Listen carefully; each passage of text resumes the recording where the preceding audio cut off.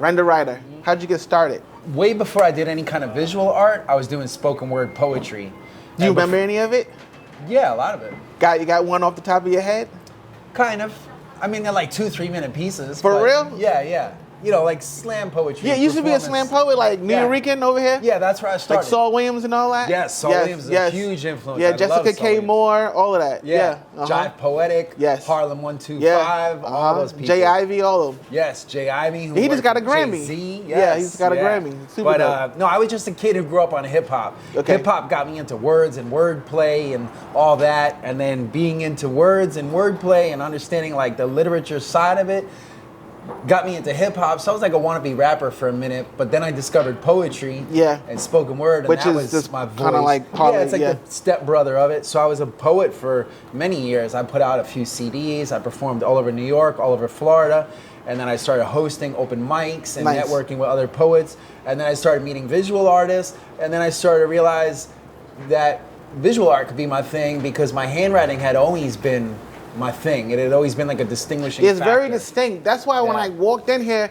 I was like, I've seen that, and I'm just gonna be really candid with you. I was like, I hope this isn't somebody who's taking your statement and then like, I was like, please let this not. That's why I wanted to read it, because I was like, I hope this isn't someone who's using your statement that I've seen everywhere. Oh, that happens though. I know, that's what I'm saying. But if it was, I would have like kind of like made them. Murked them? You're not murked them.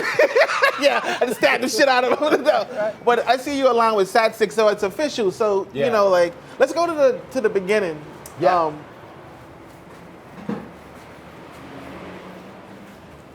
So this is how I became familiar with your work in Wynwood in like, I don't know, like 2015 or something like that. Talk about what does your comfort zone will kill you. Well, the way I came up with that phrase, in 2012, but it kind of dates back to high school. Okay. 1995, 1994. I ran cross country at my high school. And when you run a cross country race, it's a 3-mile race. So when you're running 3 miles, it's very easy to sort of forget that you're running and you're being competitive, and you relax into your comfort zone. And so you're just kind of chugging along in your comfort zone. So my coach used to always be on the sidelines yelling out, get out of your comfort zone, get out of your comfort zone. So that was in like the 90s. But then fast forward 2010, 11, and 12, when I was heavy into poetry, but I was transitioning from poetry to visual art, and I was figuring out ways to take my 3-minute poems and boil them down to 1 or 2 phrases. And so I started thinking like shorter, you know, instead of like long poems to memorize, started thinking of like statements and stuff. Plus this was around the time I got on social media and Facebook. And so I think everyone started thinking like that, like what's one sentence I could post that people will like, you know? Right. But anyway, so I was thinking back to, I often look to myself for inspiration, or my younger self. Reflecting. Thinking back to high school and when I ran cross country and this whole concept of getting out of your comfort zone, and I just kind of twerked it as a poet, turned it into your comfort zone will kill you. And so I started writing that in 2012, and it kind of took off. It's one of like my trademark statements now. So what does it mean to you today? I know what it meant while you were running, but like, what does that mean? For me, when I read it, I'm like, you know, it's real easy to. I had a friend, matter of fact, Steve, right here holding the camera. He once said, "You can say you have 10 years experience, but it could be only the first year.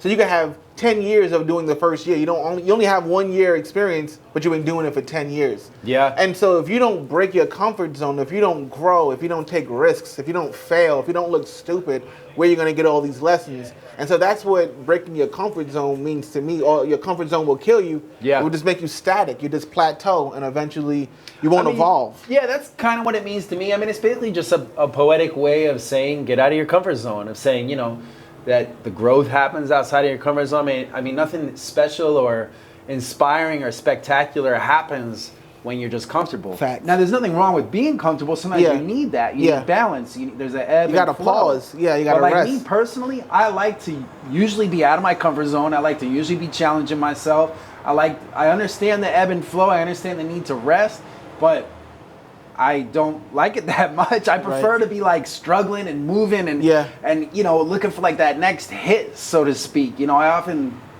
almost look at it like I'm an addict, you know? Like, where's the hit? What's my next opportunity? The next mural, the next collector, the next trip, the next thing, you know? And that's just kind of how I am. But I try to not go overboard with that. I know how to relax and, you know, but in general, that's my guiding principle. And that's why I got it on my arm, too.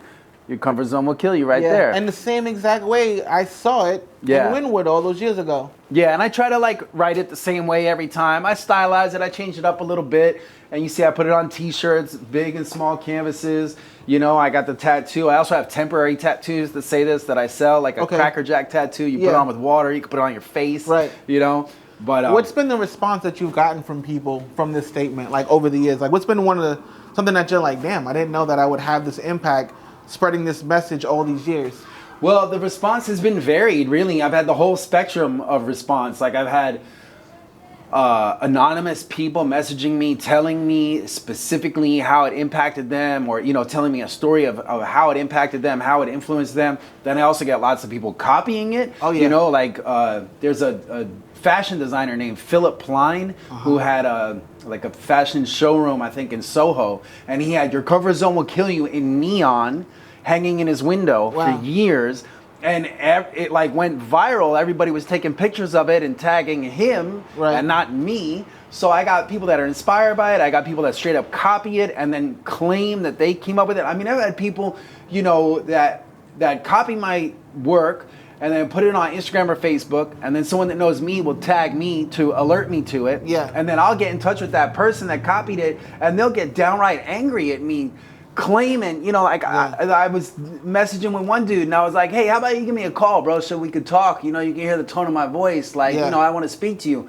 And he called me, and he was like, yelling at me, you know what I mean? Like he hung up on me, and I'm just like, wow, some people are a little too serious about this. Yeah. So, but that's how you know you got something real, where you run the gamut of good, bad, and ugly. Yeah, and then there's also people that like, you know, are like, I disagree. You know, I like to be comfortable, and I'm like, okay, well that's cool. Like none of my statements are this is just my art. It's not written in stone. Thoughts, you know. The majority of what I'm seeing here is all written in hand. Like it's pretty prolific. Like from here, look, Steve, go down that way, look that way.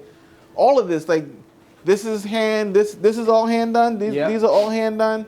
This is so like, are you obsessed or do you have OCD? I'm just curious. I mean, no, I don't take offense. That's why I laugh, because I've never been diagnosed, no, but clearly if you look at my work, it's over and over. There's something off. No, it's on. No, I mean, like you did something productive with it, as opposed to just like letting whatever. It could have been you turning cans all in the same direction. And I mean, again, I don't want to. I think I am kind of OCD or something. Like I said, I've never been diagnosed, but in all honesty, if you look at my art, there's a definite like obsessive compulsive vibe going on. And like when I always reference my younger self, because every adult should be in touch with the kid they once were, because it's still alive inside of you somewhere.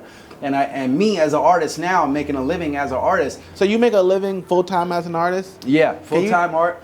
Talk about that for folks who are early on their journey and they're like, I want to make the leap. How do I make a living as an artist full-time?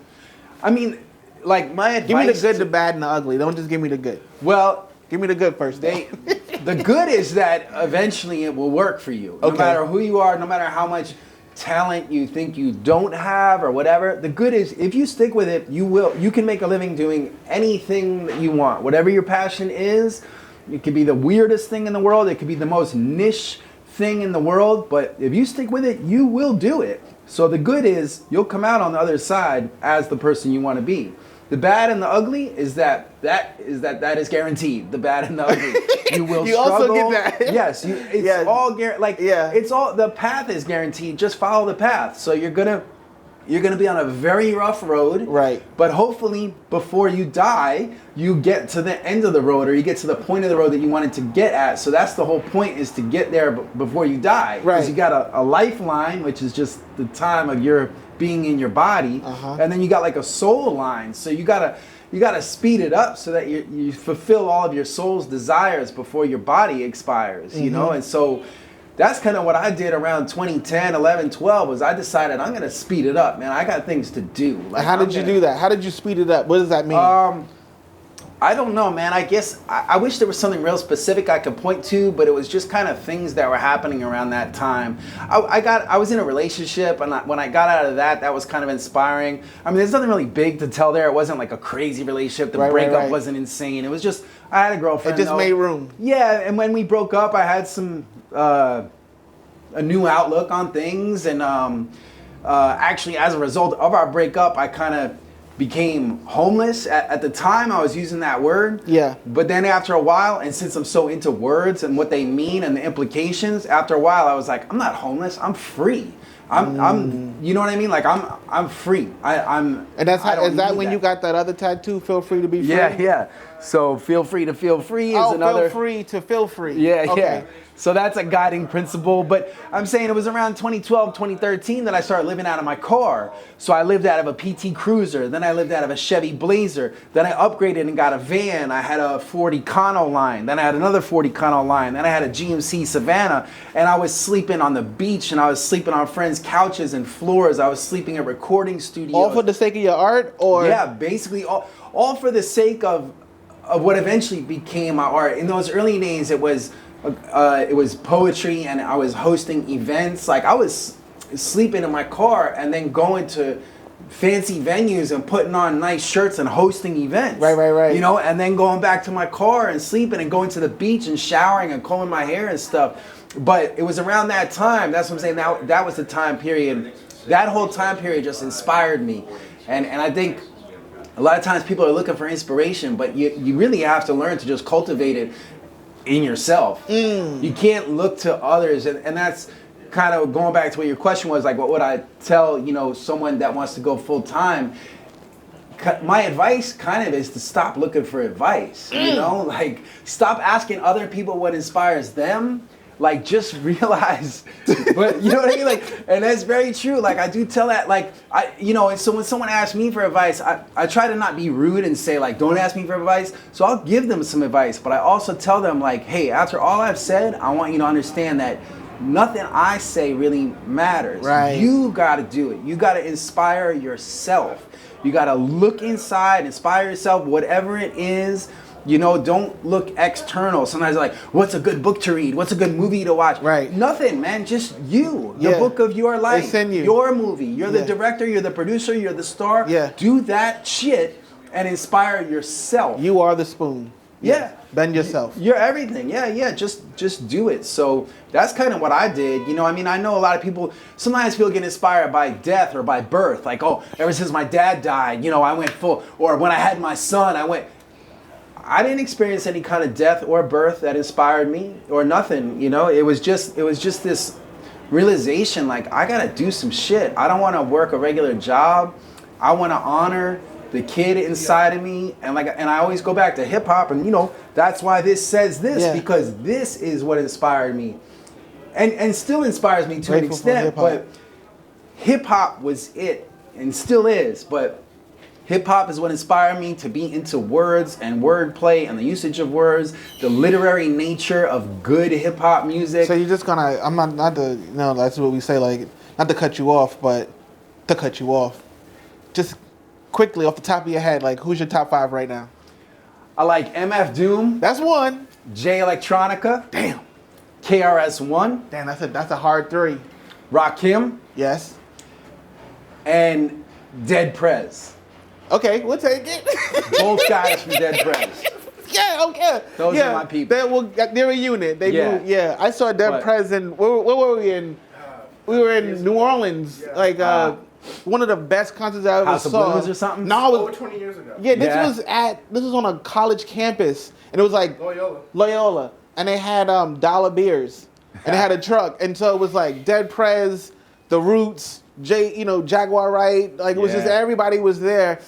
Slum, some village was there. Some village was there. Yeah. Damn, yeah. Dilla was there. Dilla was there. Yeah. Wow. So and Black Thought too. I gotta stick Black Thought in there. Yeah, you got it. He's in, just throw him in there. But like they did this Rockbox remix where the Roots played Rockbox and then Dead Prez did hip hop. I get chills now. Yeah. And I met M1 once and we were having like a regular conversation. And then I started telling him about that moment. He was like, I gotta go.